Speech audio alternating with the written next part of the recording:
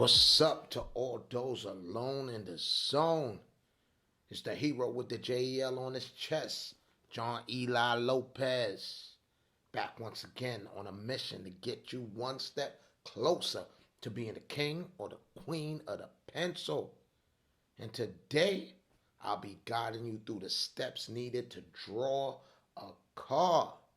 If you'd like to follow along, you would need a pencil and a paper. But I'm doing this on a tablet, a stylus, and the Procreate app. Okay, so let's get started. The first thing you would need to do is put a straight line towards the bottom of your sheet. Working horizontal will be best.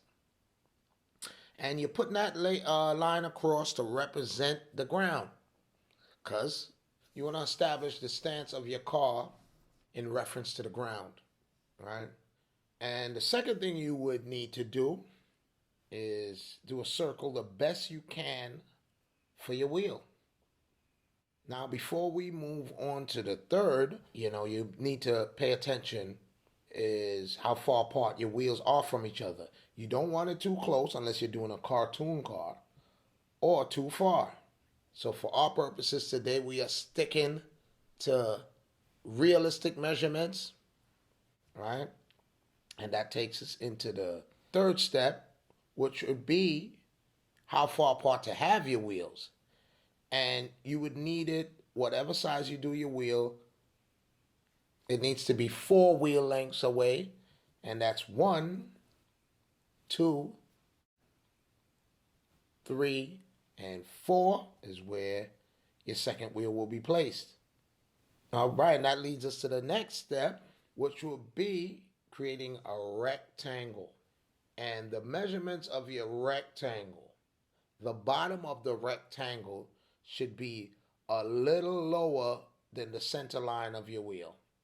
Whatever size your wheel was should be a little lower than the center line. And the top of the box should be, average a little more than 1/3 of what your wheel is, right? And I put these two in the red to give you idea, right?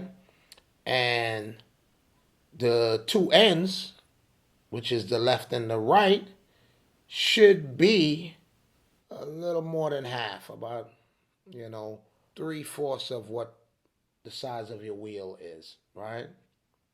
Anything more than that, you run the risk of, getting out of the realistic measurements. All right, and that leads us into the next step, which will be creating the second rectangle on top of that one. And both of them together should be about the size of your wheels on top of each other, right? So that will be the size of the two rectangles you are doing. The one on the bottom, of course, is a little wider than the one that's on top, right? But both of them together should be about the height or your wheel on top of each other, right? So now remember this box here is just your guide. You are doing this lightly because you will erase it, right? So now we're gonna start with the hood of the car, and the hood I did what not to do, which will be in red here. You don't want your hood aiming down too much. Older cars went straight across, but newer cars slant down a little bit. So the green line here is a perfect representation of your hood line. Your hood should come down a bit, right? And depending on the car, the slope you will determine. You it could be a little bit above the line, but think of these two rectangles as your guide. All right. And now the line for the windshield starts behind the front wheel. And depending on the car, it slants more, so you'd have to pay attention to that, right? And the line for the back windshield begins behind the back wheel. So That is definitely things you need to pay attention to. Also, older cars were more box shaped. Newer cars tend to be more higher in the back and slant down towards the front. And now we move on to the wheel within the wheel. And depending on the size of your hubcap or rims, determines how much of your tire would be shown. So, keep that in mind also.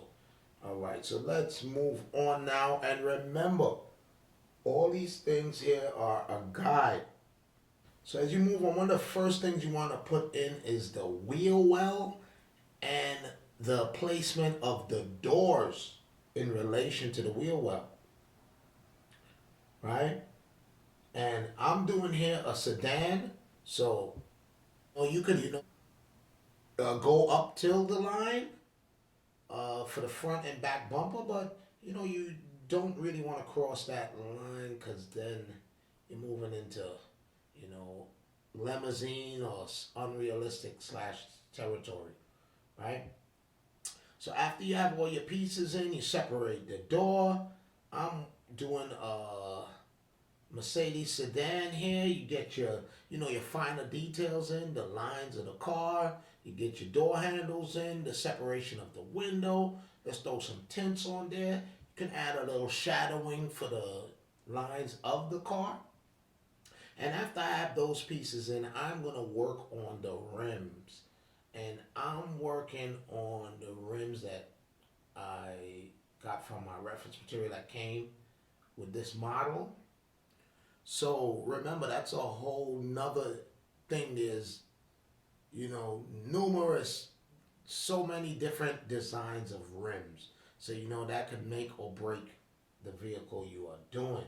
And there we go. My sedan is basically done. I add a little shadow effect for the other side and add my side view mirror. All right, and there you go. Sedan looking nice. All right, and I just want to move on here to show you guys that with this setup, you can do any style of car here. So I'm going to do a sports convertible, a two-door. And as you see here, my front and back bumper does not touch the lines. It's not even really as close as the sedan, meaning this car is much smaller. So the roof of my sedan, uh, it broke the top line of the second rectangle of the top rectangle, and as you see here, this convertible falls under the line. So keep those things in mind. These are just basic measurements, but it guides you to set up your car, right? So I just want to show you guys that convertible there, looking nice, sitting nice. And now we're going to move on to one of my favorite sports cars, the Bugatti. And I'm just going to show you guys that you can drop the car lower than the line depending on the car you are doing. That's one of the reasons I chose this car too, that you can drop the body a bit lower from the guide that you have, right? So keep that in mind too, depending on the type of car you're doing, right? All right, add the shadows here, get the rims in there, and when you're happy, you can erase the pencil lines, you can tighten up your outline, and you can even take it further and add some color to your vehicle, right? Okay, and this is the final one. I just want to show you guys that you can take this same setup, and if you raise the vehicle up a bit over the lines, now you can have you can move now into the SUV, the Jeep categories here. Let's follow the same setup now, and we're just gonna knock a quick Range Rover out. Looking nice, right? So just keep those things in mind as you're doing it. Above the lines of your guide, you're moving into Jeep, trucks, SUVs, pickup trucks, those kind of things. Lower, you're into sports cars. And if you stay within that range, you know, average cars, you know, from compacts to sedans. All right. So I hope y'all got some value from this video. If you did, put the pedal to the metal on that subscribe button. Hit the like. Leave a comment. Any feedback is appreciated. So until next time, John Eli Lopez signing out. Y'all be good and be safe.